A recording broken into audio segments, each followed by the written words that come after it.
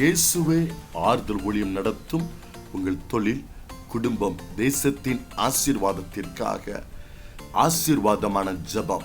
நாள் ஜூன் மாதம் 7ஆம் தேதி, முதல் சனிக்கிழமை. நேரம் காலை 10 மணி முதல் மதியம் 2 மணி வரை.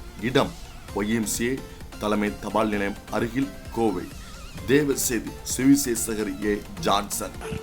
இன்று உங்களை பின் தொடர்ந்து வருகிற எப்பேற்பட்ட பலத்த சத்துருவின் கைகளில் இருந்து அன்றைக்கு தாவீதை கர்த்தர் விடுவித்திருப்பது உண்மையானால், இன்றைக்கு உங்களை கர்த்தர் விடுவிப்பதற்கு அவர் வல்லமை உள்ளவராயிருக்கிறார்.